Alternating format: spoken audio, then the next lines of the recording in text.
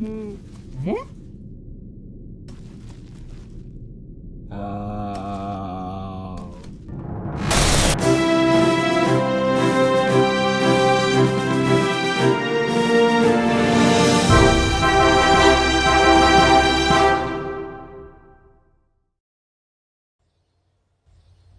going on, guys? It's Bradders from Rabid Games here, and welcome to my face. My beautiful face. And welcome to some Kerbal Space Program. The reason I'm doing this is to check out my new face cam, which I may be using in future videos. I may not be, depending on whether I can be bothered to use it, where the Bandicam will let me. The whole point of this video was originally to show you some solid rocket boosters, and I'm still going to do that. But Audacity absolutely hates me. So I've recently been using, in Kerbal Space Program, the KW rocketry mod. These are all B9 aerospace cockpits, you can see. This is obviously a post-commentary, that's why you'll probably see some odd mouse wiggling things, because old me was talking in a commentary and then Audacity wouldn't let him talk, or wouldn't sync up correctly, and it kind of sounded awkward and everything, and I didn't want to put that out for you guys. So instead, I'm going to be showing you the THOR rocket booster in post-commentary with face cam. It's going to almost make up for it. So we're going to start off normal here, normal command pod, and obviously a parachute. But these things are weird. I don't know if it's just because if it's me, or if it's me, it's probably me, but these THOR rocket boosters, let's just take a look at them. Let's get it out, and let's zoom out here, and let's put it next to the command pod. These things are absolutely massive. I'll put it, old me puts it on the side here, and these things are huge with relativity to the command pod, and relatively to a Kerbal actually. But we'll take a look at the stats. Old me shall take a look at the stats in a second, but look at it. It's sort of like offset. It's got that sort of unique design, sort of like in there. But let's look at the stats. Max power is 1,590 max thrust. That's insane. If we look at the mainsail, that's only got 1,500 as its max thrust. So that means that this solid rocket booster is more powerful than the most powerful engine in the game. So naturally, old me thought that it would be a good idea to strap several of these buggers to a clampertron, inline clampertron, and a command pod to see what would happen. Old me, you are great.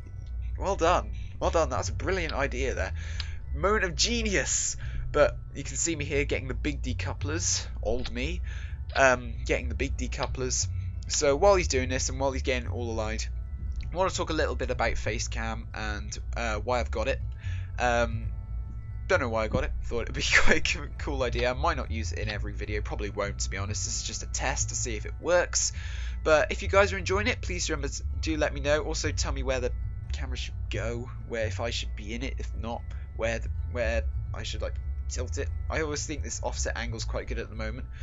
So back to old me anyway. You can see me using the B9 aerospace struts here, the carbon fiber ones. Not quite sure what they're called. To be honest, I don't care. No offense to the people who make B9 rocketry, because you've made an amazing mod there. B9 rocketry. I just combine both. Best of both worlds. But here we go. We are about to launch. These things make an amazing sound, and I actually managed to get it right first time, probably because I practiced this part of the video. Not like what comes later. But these things make an almighty sound, as you can hear. And it's actually deafening me in my one earbud, which I've taken out so I can hear what I'm saying. But as you can see, we are starting to spin. As you can see old me pointing out on the nav ball, we are starting to spin. It's very gradual at the moment. But as we get higher up into the atmosphere, you will start to realise that this spin starts to get quite out of control. You can see me here going into cinematic mode and showing you. You can see how we're starting to pick up speed, like in the spin. Don't know why it is, to be honest. This is what's been really annoying me. I've been trying to lift heavy craft using these THOR rocket boosters, and I have no idea why this spinning is occurring. I think it's probably something to do with, it's either something to do with the aerodynamic, the fact that rather than going like that, it rather goes like that. Looks like a real bent sort of penis shape, if you know what I mean. Or it's something to do with the exhausts, which old me is pointing out in cinematic mode there, that are slightly like offset to the side. Ow, that really hurt. That was my jaws. out. But you can see we're reaching 10,000 feet and we're starting to get some awesome outro effects of the atmosphere, and you can see our spin really starting to pick up in pace as we're running low on fuel. But I will show you, old me will show you the trajectory as well. You can see those entry effects are amazing. They're so cool. But yeah, you can see we're at fuel now, and you can see the spinning starts to slow down. But watch what happens when we decouple. Old me, decouple please. Thank you. Oh yeah, that looks so cool.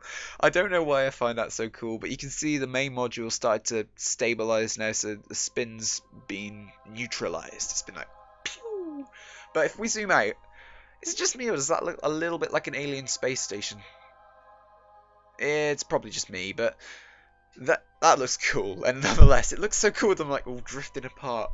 I'm gonna have to get more of those cinematic shots. They're amazing. I love Kerbal Space Program and cinematics, that's the word. Got it, Bradders. But look at the trajectory. Well, like the ballpark estimate are about 2 million kilometers away from the moon's actual orbit path. So these things are pretty powerful, bearing in mind I basically just throttled straight up and hope for the best. So, with a command pod being heavier than a probe body, especially a probe body, old me thought it would be a good idea to ditch Bill Kerman and his antics and his command pod and everything, and get a probe body and see how fast that would launch to orbit. As you can probably guess, this didn't go as well as the first half of the video, as I said earlier. So you can see me here trying to get old me, trying to get the solid rocket boosters all in line and together, and let's launch it. Let's launch it. Let's do this.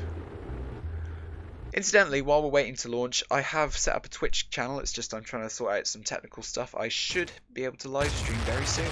But yeah, here's the first attempt. Obviously, old me thought it was a good idea not to attach struts. Yeah, bit of a mistake there, old me.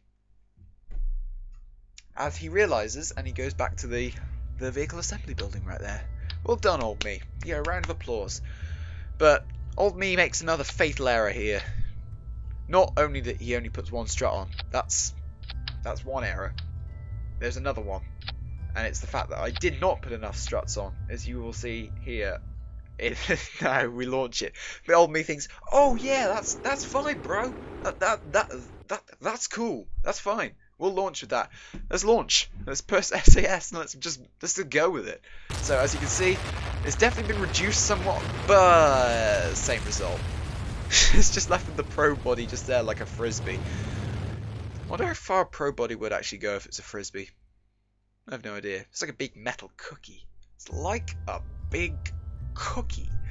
But you can see old me thought, you know what, I'm just going to strut the bottom together as well.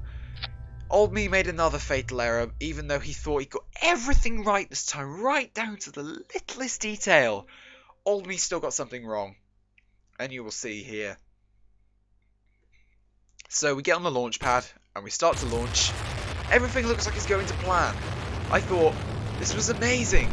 We've actually managed to make it launch straight, but actually get into space time. Then I look directly below and I start to see vibrations. And I thought, oh crap, it's gonna start moving apart again. But no, it keeps together. The probe body actually falls off, so I thought, quick, it got destroyed. So I was like, quick, tab. And these two rocket boosters, man. These two rocket boosters, they hung on to that Clampatron. I don't know what those decouplers were made of, but they hung on to that Clampatron like I do not know what. They hung on to it for the entire duration of this flight. I actually had to stop and end the video before I actually stopped. You can see me trying to disable them. Old me just desperately trying to stop them. You can see them clipping in and out of each other, but they are hanging on. Well done, solid rocket boosters. You get the Bradders seal of approval. And you can see me pause here. So that's going to end the video here, guys. If you did enjoy the video, if you do enjoy the face cam, please remember to let me know in the comments. Also, let me know what stupid things you want me to do with these boosters or anything else in Kerbal Space Program. And I guess that's it, guys. If you did enjoy, please remember to leave a like. And I will see you guys next time. This is Bradders signing off. Peace!